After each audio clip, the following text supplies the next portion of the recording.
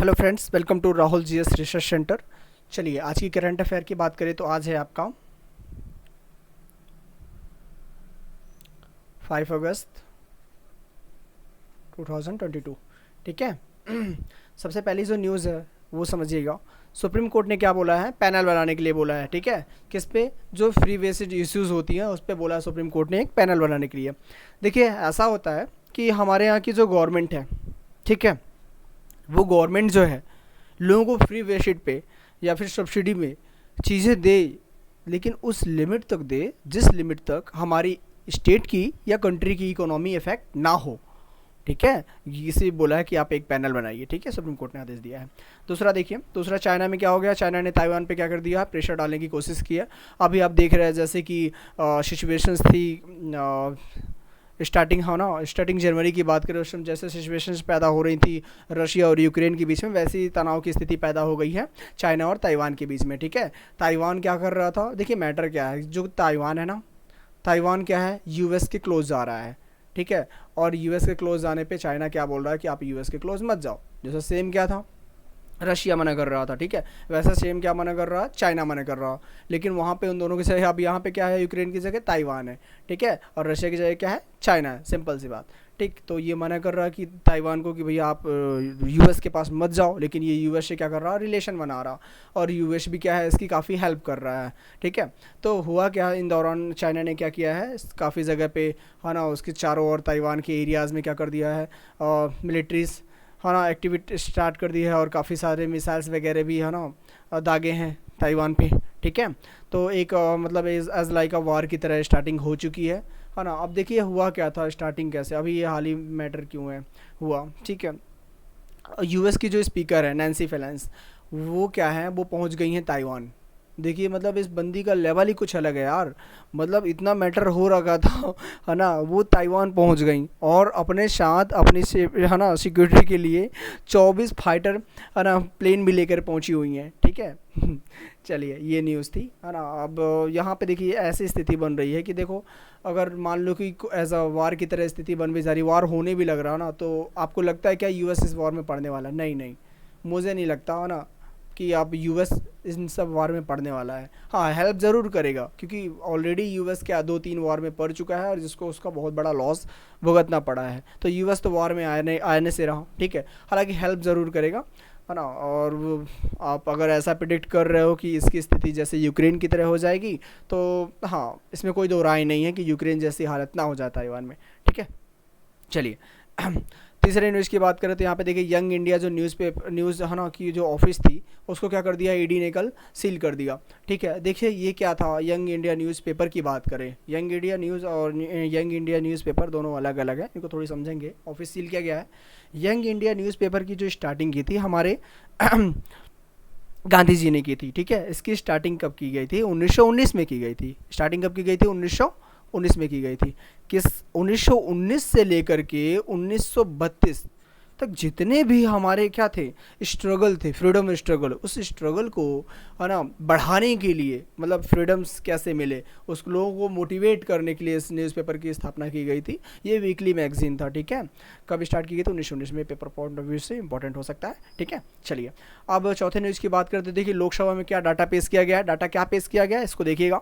Data पेश किया गया प्राइवेट स्कूल्स हमारे कंट्री में कितने हैं और गवर्नमेंट स्कूल्स कितने हैं और इनमें कितने बच्चे पढ़ रहे हैं, क्या है उनकी नंबर्स। ठीक है, इस पर डाटा, इस पर डिटेल से बात करेंगे आगे। ठीक है, अब पांचवें न्यूज़ की बात करें तो क्या हुआ है, देखिए जलवायु वादों के लिए कैबिनेट ने क्या कर दिया, मंजूरी दे दी है COP26 में। देखिएगा इसको डिटेल से हम बताएंगे। छठवें न्यूज़ की बात करें तो 10 मोर रामसर साइट्स जो हैं इंडिया में ऐड कर दिए गए हैं। देखिएगा ये इसके बारे में थोड़ा सा बात कर ही लेते हैं। ठीक है, चलिए यहाँ पे देखिए टोटल पहले कितने थे, पहले 54 थे, अब 10 ऐड कर दिए गए हैं, टोटल कितने हो गए हैं, 64 हो गए हैं। अब इसमें से कहाँ कहाँ साइट्स पाई गई हैं, देखिए 6 जो है तमिलनाडु में पाई गई हैं, एक मध्य प्रदेश में है, और एक गोवा में है, एक कर्नाटका में है, और एक उड़ीसा में है। ठीक है, ये पेपर पॉइंट ऑफ व्यू से इंपॉर्टेंट है। ठीक है, ये ध्यान रखिएगा। सातवां जो है देखिए वर्ल्ड एटलांटिक अंडर 20 जो चैंपियनशिप होती है उसमें हमने क्या जीत लिया है, सिल्वर मेडल जीत लिया है। ठीक है, और ये एशिया रिकॉर्ड बना लिया है सिल्वर मेडल जीत करके। ठीक है, अब चलिए अब डिटेल से बात करते हैं। ठीक है, जो सबसे पहले न्यूज़ थी, सुप्रीम कोर्ट ने जो बोला पैनल बनाने के लिए, उस पर ही बात करते हैं। तो उसमें जो सबसे ज़्यादा जो लॉसेस हो रहा है, एक रिपोर्ट पेश की गई है द हिंदू में, उसको थोड़ा देख लेंगे। इसमें जो बोला गया है, इलेक्ट्रिसिटी जो कंपनी है, उस इलेक्ट्रिसिटी कंपनी को सबसे ज़्यादा लॉस हो रहा है, ठीक है। क्योंकि देखिए यार, हर गवर्नमेंट जो है ना अपनी, अब जैसे जैसे पॉलिटिशियन जो लीडर होते हैं, है ना, जैसे चुनाव आता है तो नए नए वादे करते हैं कि हम बिजली मुफ्त कर देंगे, है ना, हम ये सुविधा आपको दे देंगे, ये सुविधा दे देंगे। तो एंड ऑफ क्या करते हैं, करते तो हैं चीज़ें, लेकिन वो क्या करते हैं, वो यहीं सबसे करते हैं, इसको फ्री कर देंगे लेकिन इनको पेमेंट देंगे नहीं। तो क्या होगा इससे, इलेक्ट्रॉनिक कंपनियां हैं हमारी, जितनी इलेक्ट्रिसिटी कंपनी है, इलेक्ट्रिसिटी कंपनी क्या हो जाएगी, घाटे में जाएगी, है ना। तो सबसे ज़्यादा घाटे में, आज बात करें कहाँ पे सबसे ज़्यादा, तो जम्मू कश्मीर में, ठीक है, ये बात रखी गई है। अरे यार देखो, हमारे यहाँ अगर पॉलिटिकल, है ना, सारी चीज़ें बात की जाए तो ठीक है, मैं आपको एक चीज़ फैक्ट समझाऊंगा, ठीक है। देखिएगा इस चीज़ को, हमारे यहाँ अगर चुनाव में बात की जाती है, तो अगर किसी भी कोई भी प्रॉब्लम है हमारी कंट्री में ना, तो हमारी कंट्री में इस चीज़ पे बात की जाती है ज़्यादा, समझिएगा इस चीज़ को, किस पे, ठीक है, जो फ्री बेसिक चीज़ें हैं, ठीक है, और जो सब्सिडी है,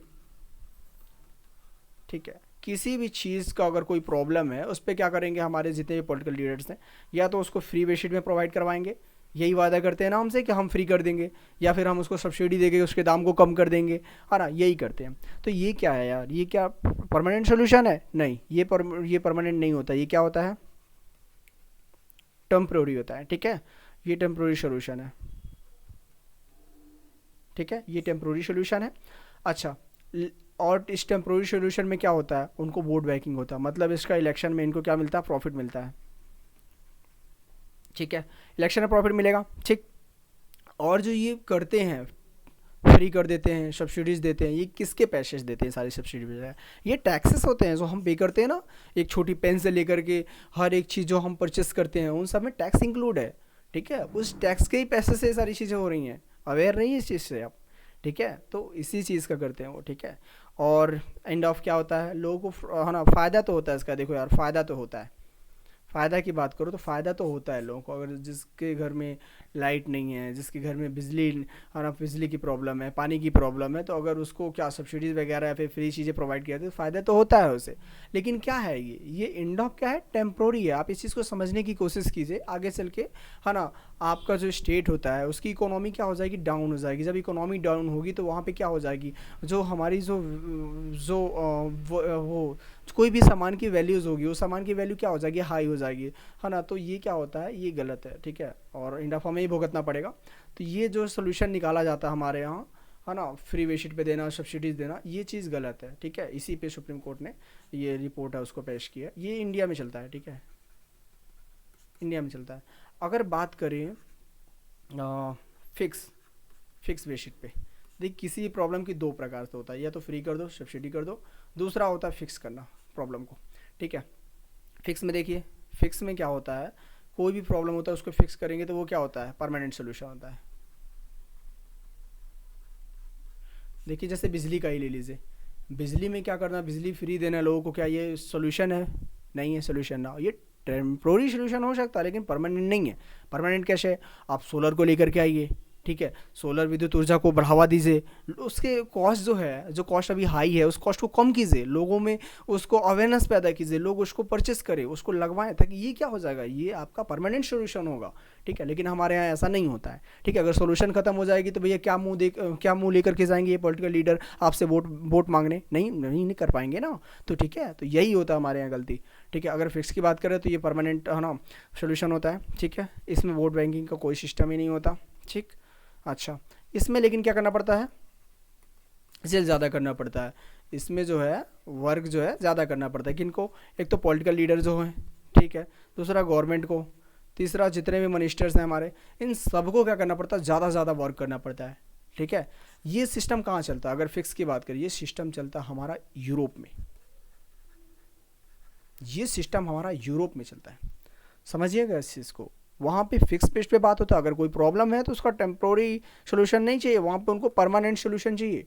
अगर परमानेंट सोल्यूशन किसी पॉलिटिकल लीडर पार्टी के पास है तो वहाँ की जनता क्या करेगी, उसे वोट करेगी, ठीक है। तो वहाँ पे इसलिए बोला जाता है ना कि यूरोपीय सबसे सुखी शहरों की बात करें तो यूरोपीय कंट्रीज़ के सभी जो शहर हैं वहाँ सबसे सुखी हैं, ठीक है, वहाँ कोई प्रॉब्लम नहीं है लोगों को, क्योंकि वहाँ क्या है, वहाँ पे पॉलिटिकल लीडर्स इतने बेटर तरीके से काम कर रहे हैं। ठीक है, वहाँ पे बात की जाती है फिक्स सोल्यूशन पे। जैसे अभी हाल ही में जो तेल संकट है, उसको क्या बोलते हैं, गैस संकट है ना, जो गैस पाइपलाइन बिछी हुई है, जो रशिया ने बिछा रखा है यूरोप तक, है ना, उसमें जो उसने 7 दिन तक जो बैन कर रखा था, बंद कर रखा, जिससे यूरोप में प्रॉब्लम आ गई, है ना। तो इसका फिक्स सोल्यूशन क्या है, वहाँ की जनता ये, अब वहाँ के जितने भी पार्टीज़ हैं, वो पार्टीज़ तो उसका फिक्स सोल्यूशन निकालने की कोशिश कर रहे होंगे, जो सोल्यूशन निकाल लेगा लीडर्स वही बनेगा।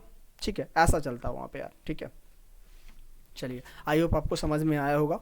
ठीक है, अब चलिए दूसरे की बात करिए। अब देखिए, दूसरे न्यूज़ की बात करें तो यहाँ पे क्या है, यहाँ पे डाटा पेश किया गया था, चौथा वाला था हमारा, उसमें डाटा पेश किया गया गवर्नमेंट की तरफ से कि गवर्नमेंट स्कूल में अभी भी 63% स्टूडेंट्स हमारे पढ़ते हैं टोटल में से, और 37% प्राइवेट में पढ़ते हैं। ठीक है, लेकिन अभी ये डाटा रखने का क्या मोटिव था गवर्नमेंट का, ठीक है, ये समझिएगा।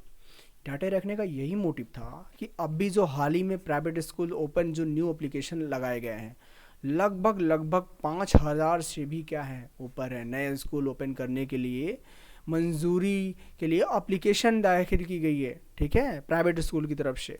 ठीक है, चलिए अब इसको थोड़ा समझेंगे। तो ये देखिए 63% स्टूडेंट क्या है अभी भी गवर्नमेंट स्कूल में पढ़ रहे हैं। बट ये प्राइवेट स्कूल की डिमांड इतना बढ़ क्यों रही है, ये बढ़ इसलिए रही है क्योंकि देखिए हर कोई जो है ना प्राइवेट स्कूल को अफोर्ड नहीं कर पाता, हर कोई प्राइवेट स्कूल को अफोर्ड नहीं कर पाता, क्योंकि बहुत सारे गरीब बच्चे हैं जो कि क्या होते हैं गांव में रहते हैं, वो गांव में रहते हैं और गांव में रहने के साथ साथ उनके काम भी होते हैं जिससे गवर्नमेंट स्कूल में पढ़ते हैं।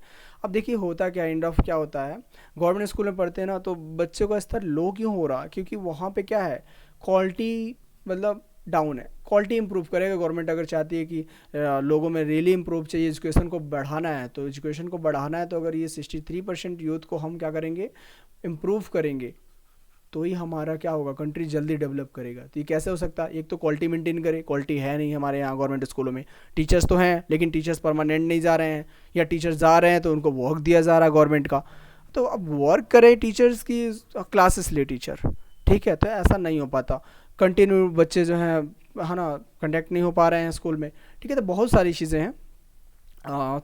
एंड ऑफ क्या होता है यार, ना बच्चों के पास स्किल रह जाती है, ना ही उनको कोई लैंग्वेज सिखाया जाता है, ना ही वर्ड प्रॉब्लम सिखाई जाती है, तो बच्चा कहाँ से डेवलप करे, बच्चा डेवलप नहीं कर पाता है। ठीक है, तो इस पर काम करना चाहिए गवर्नमेंट को।